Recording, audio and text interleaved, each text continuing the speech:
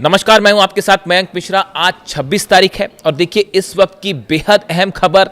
Iran की तरफ से बड़ी प्रीएम्प्टिव स्ट्राइक की धमकी दी गई है अमेरिका को और यह कहा गया है कि ईरान इस बात का इंतजार क्यों करे कि अमेरिका हमला करेगा, बल्कि ईरान एक कदम आगे बढ़कर अब खुद अमेरिका के जहाजों पर हमला कर सकता है। देखिए पिछले 3 दिन से मैं अपने वीडियोज में बार बार यह बात कह रहा था कि अमेरिका ने जो ब्लॉकेट कर रखे हैं, अपने शिप्स खड़े रखे हैं और ईरान के जहाजों को आने जाने से रोका जा रहा है, इकोनॉमिक ब्लॉकेट किया गया है। इसके खिलाफ ईरान की तरफ से अमेरिका के जहाजों पर हमला हो सकता है।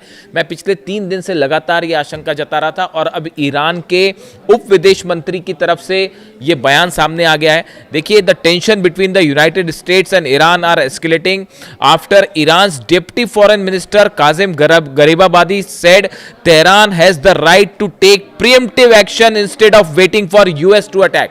कि अमेरिका हमला करे इसका इंतजार अब ईरान नहीं करेगा। ईरान के पास पूरे अधिकार हैं कि एक कदम आगे बढ़ के अगर उसे लगता है कि अमेरिका हमले करने जा रहा है तो पहले हमला कर दे। इस पूरे मामले के बीच में जो असली खबर है, ईरान के निशाने पर है अमेरिका का aircraft carrier USS George Washington.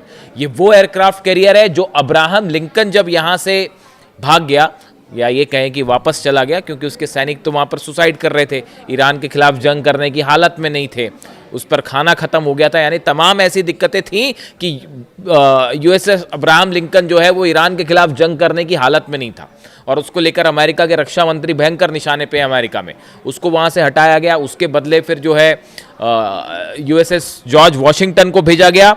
अब ये यूएसएस जॉर्ज वॉशिंगटन ईरान के निशाने पर है और बताया जा रहा है कि अगर ये ब्लॉकेड इसी तरह से कंटिन्यू हुआ तो ईरान अपनी एंटी शिप मिसाइल से अमेरिका के इस एयरक्राफ्ट कैरियर को सीधा हिट कर सकता है और ये जवाब होगा उस इकोनॉमिक ब्लॉकेड का जो अमेरिका ने बना रखा है।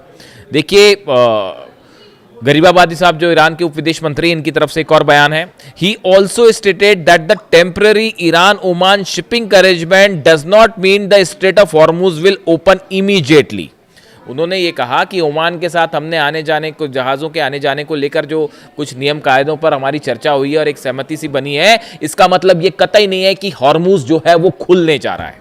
इसका मतलब ये मत निकाल लीजिए कि हॉर्मुज को ईरान खोलने जा रहा है। हॉर्मुज पूरी तरह से बंद है और जब तक अमेरिका ईरान की शर्तों को पूरा नहीं करता तब तक हॉर्मुज बंद रहेगा।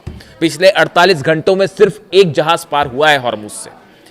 ये कई महीनों को आप देखें, उसके सबसे लोअर स्तर पर आ गया है यहां से जहाज़ों का निकलना और जो है तेल का निकलना। जनरल मुनीर की जब कल मुलाकात हुई मोहसिन रिजाई साहब से, उसके बाद डोनाल्ड ट्रंप का यह बयान आना कि हमने वहां से जो है बारूदी सुरंगें हटा दी और रास्ता खोल दिया है। डोनाल्ड ट्रंप का यह बयान बता रहा है कि ईरान ने मुनीर के प्रस्ताव को ठुकरा दिया है, जो प्रस्ताव डोनाल्ड ट्रंप ने भेजा था। असल में देखिए, कहा जा रहा है कि डोनाल्ड ट्रंप ने जो है वो मुनीर से फ़ोन पर बात की जाने के पहले और अपने कुछ प्रपोजल्स लेके भेजा था, मुनीर को ऑफर लेकर भेजा था, जिसमें कहा गया था कि हम अपना ब्लॉकेड हटा देंगे और जो है जो सैंक्शंस, नए सैंक्शंस लगाए गए हैं वो भी हटा देंगे, आप हॉर्मुज खोल दीजिए। यानी छटपटा रहा है अमेरिका और डोनाल्ड ट्रंप हॉर्मुज खुलवाने के लिए। ये हकीकत है।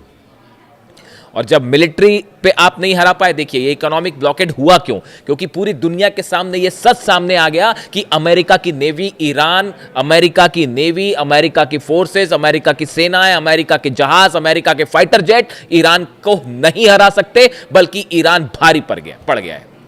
ये बात सिर्फ मयंक मिश्रा नहीं कह रहे, ये बात खुद हिलरी क्लिंटन कह रही है। अमेरिका के इंटरव्यू में बैठ के ये बात बोल रही हैं कि डोनाल्ड ट्रंप की ईरान पॉलिसी सबसे बड़ी हार है डोनाल्ड ट्रंप एडमिनिस्ट्रेशन की। ये बात अमेरिका की पूर्व विदेश मंत्री हिलरी क्लिंटन कह रही है।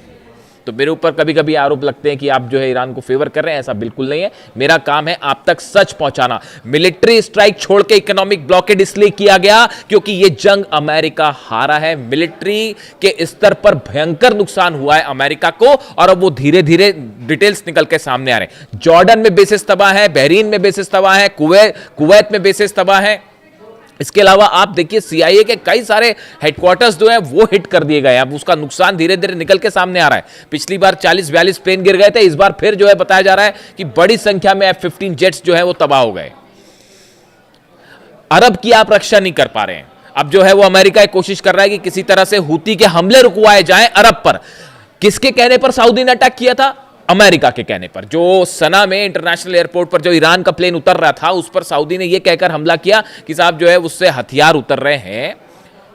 और उसके बाद डोनाल्ड ट्रंप का यह बयान आना कि अब इस गेम में एक नया प्लेयर शामिल होने वाला है, यानी अमेरिका के लिए यह हमले करवाना जो है कोई खेल है और इसमें नए प्लेयर, उन्होंने सऊदी के लिए यह बात कही थी कि new player will be entering in this game, यानी वो एक नया प्लेयर मान रहे थे सऊदी को।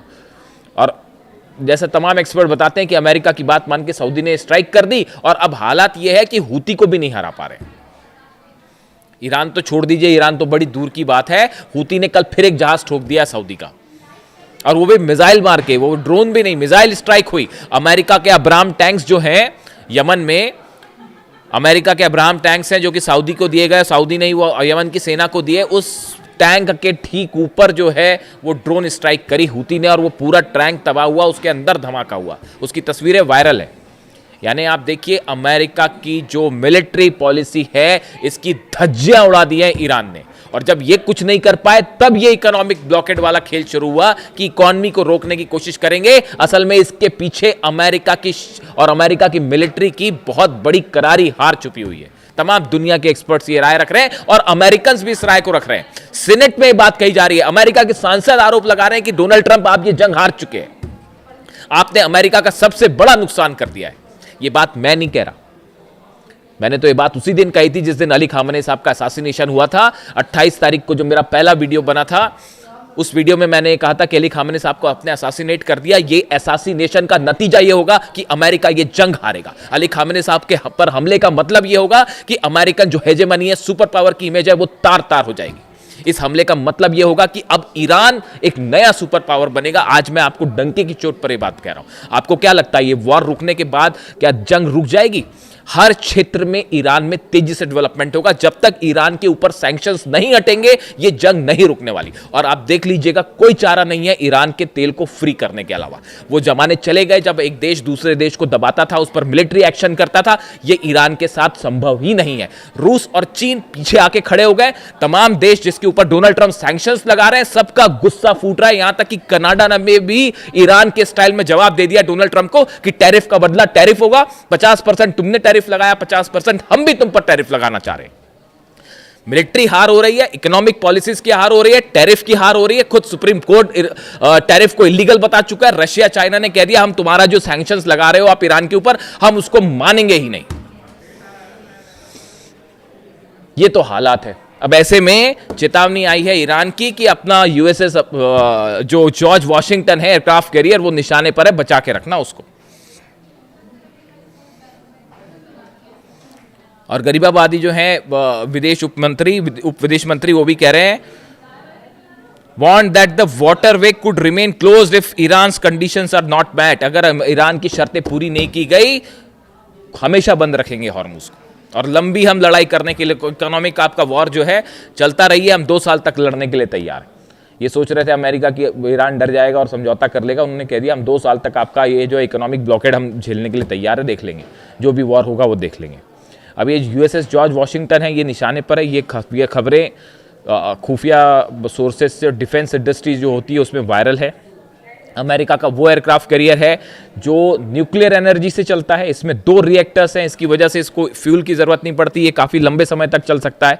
और निमित्ज क्लास का युद्धपोत है, 6ठा युद्धपोत है अमेरिका का जो निमित्ज सीरीज़ का है। इसकी लंबाई करीब 1100 फीट है और ये 30 नॉटिकल माइल्स की स्पीड से चल सकता है। और इसमें 85 फाइटर जेट्स हैं और हेलीकॉप्टर्स भी हैं और 5000 से ज़्यादा सैनिक हैं। अब ये सब के सब ईरान के निशाने पर हैं। अगर ये ब्लॉकेड नहीं हटा, मैं आपको बार बार कह रहा हूं कि अगले चंद दिनों के अंदर ईरान की तरफ से आप स्ट्राइक देखने जा रहे हैं। अगर ईरान के लोगों पर आपने, ईरान के सुप्रीम लीडर को असैसिनेट किया, वहां के आम छोटे छोटे बच्चों पर आपने बम गिराए, अब अगर आप उनकी इकोनॉमिक ब्लॉकेड रोकने की कोशिश करते हैं, इकोनॉमिकली ब्लॉक करने की कोशिश करते हैं, तो ईरान रिटेलिएट करेगा, जरूर करेगा। और निशाने पर अमेरिकन शिप्स होंगे, अरब देशों के जितने ऑयल फील्ड्स हैं वो सब निशाने पर होंगे। इससे जुड़ा जो भी अपडेट होगा मैं आपको पहुंचाऊंगा। एक बड़ी जंग दस्तक दे रही है और इस बार ईरान इसको लीड करेगा। ईरान की तरफ से इसकी शुरुआत होगी। अब तक अमेरिका और इजराइल हमले करते थे, ईरान जवाब देता था, अपनी रक्षा का इंतजाम करता था, लेकिन मोहसिन रजाई साहब के आने के बाद से अब ईरान एक स्टेप आगे रहेगा और हमला करने के मूड में है। जो स्थिति आ रही है और खतरे में ये जहाज है अमेरिका की। इससे जुड़ा जो भी अपडेट होगा आप तक पहुंचाऊंगा। वीडियो कैसा लगा कमेंट करके बताएं। Thank you so much.